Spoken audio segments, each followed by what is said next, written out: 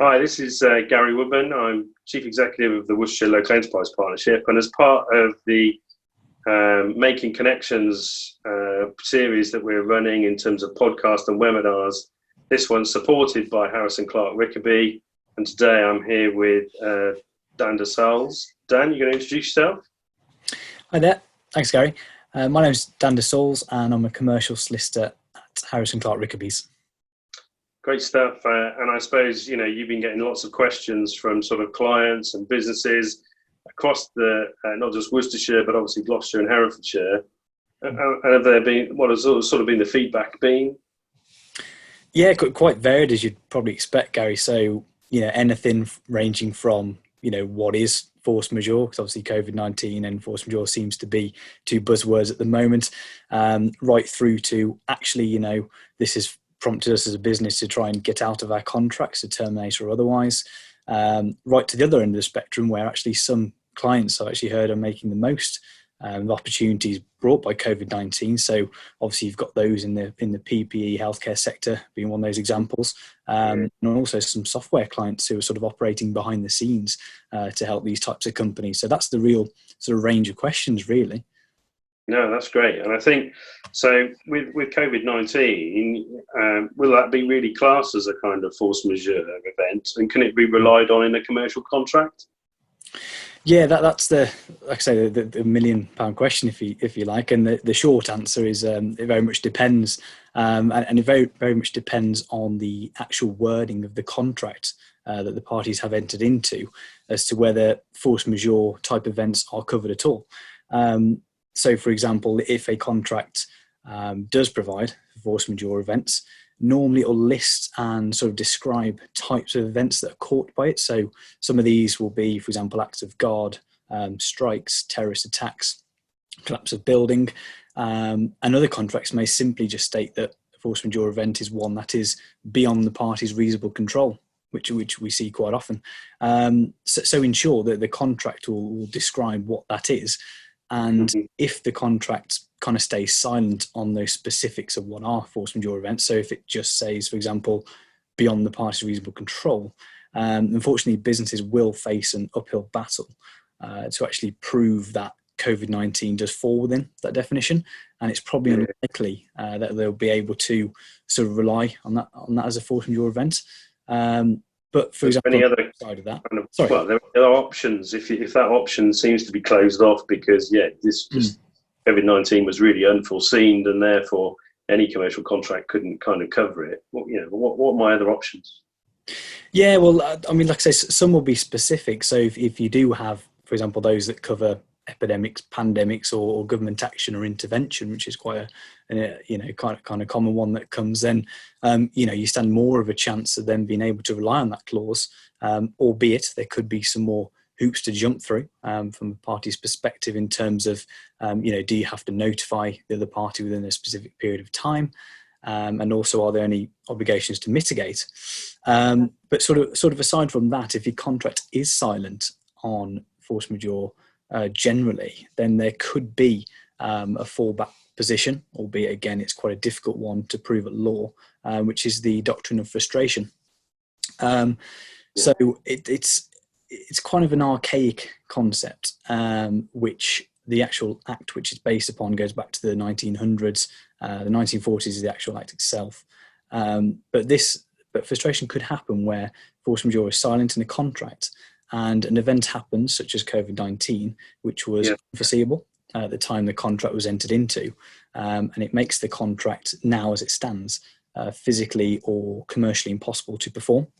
So what that means is that it will transform the very nature of the contract to what the parties agreed at the outset. Now that sounds good and well, and obviously listening to this, parties might feel, or businesses might feel that I can go for frustration, but there are, as the law is unfortunately, some caveats to that, and there are quite certain strict criteria to be met under the Act, and obviously I won't go into those in detail for the purposes of this discussion, but just to highlight the kind of court's approach on this, because ultimately if a party is claiming force majeure or frustration, then obviously the end goal is that you would probably have to go to court to prove that, and obviously you've got the likely time time-consuming events from that, and also the cost. But what's important here with frustration especially is that courts traditionally have been very sort of cautious in applying frustration. So the reason for that is that, as most commercial contracts, the courts do not like to get involved and to kind of interrupt what the commercial parties have negotiated and agreed at the start of a contract. So they very much take a backseat approach unless, you know, there's a fundamental point of law or erroneous error to sort of rectify. But that aside, if the court did decide that frustration was relevant here in COVID-19, then the party actually relying on that won't get a great deal by way of compensation. So if frustration is proved, the two main issues are that both the parties' obligations under contract will be discharged, so the contract will effectively be terminated. And the party trying to prove frustration, by way of financial remedy anyway, will only really be able to recover any deposits paid or any expenditure under that contract. But the court has ultimate discretion to actually deduct from that amount any sort of cost of the other party in performing the contract. So, for example, if the court decides that it is a frustrating event, but actually the other party has incurred cost of trying to perform the services or supply goods for that party, then it will be entitled to take away that amount from the amount it gives to the party alleging frustration. So actually, the amount and the cost, time and effort of trying to prove frustration is actually quite a difficult one. And in the end, you don't get a lot back from it.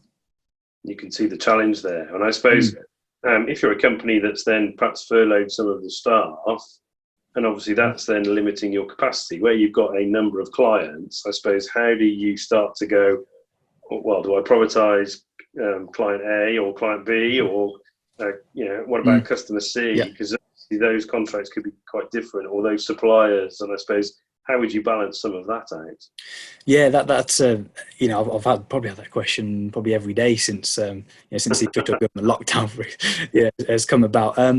It's a difficult one, and I think we as lawyers can sort of advise so far on the legality, but I think this is more practical question as to how good are the business relationships for your customers or suppliers, and this will really sort of strength test that and sort of resistance test it. So I think there's only three options facing those businesses who can't, for example, supply toilet rolls or whatever it is to their customers. So you've either got the option of under delivering to all your customers equally. You've then got you can complete a proportion of your contracts in full and default on the remainder of those contracts, or you can kind of adopt a mix of the two.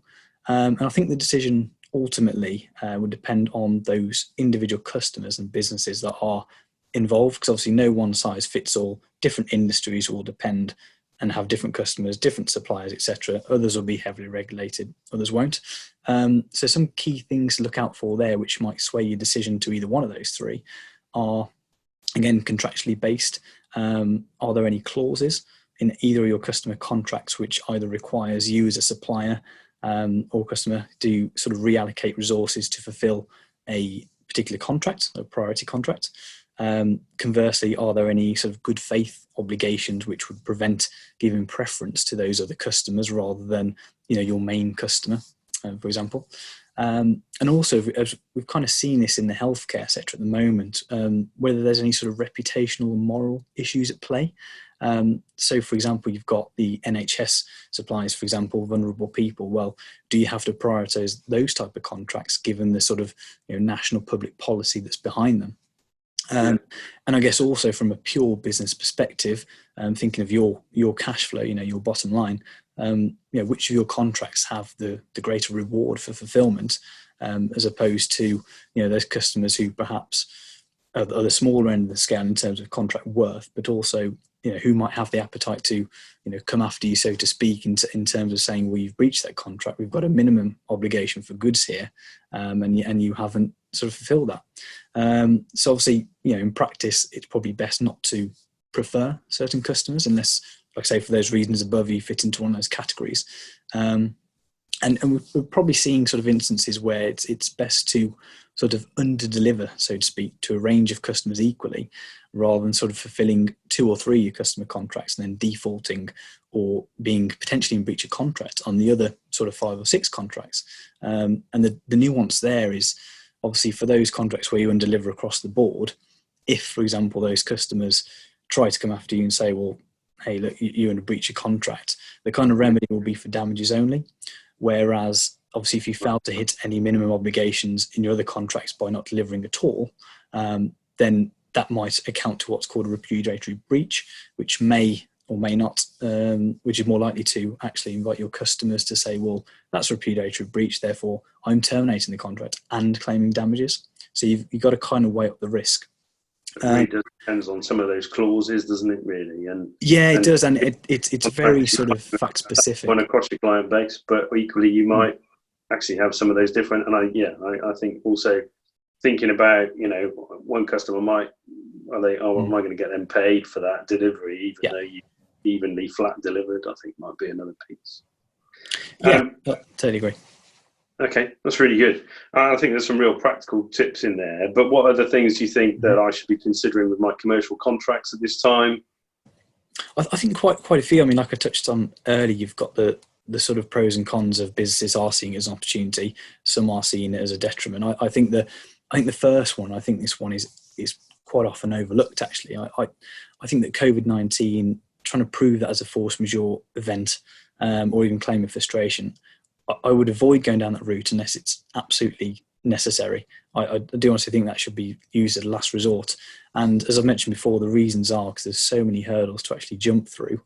And, trying to prove force majeure or frustration, eventually it probably will have to go all the way to the courts. So obviously you've got the cost consequences of that. It's going to be time consuming.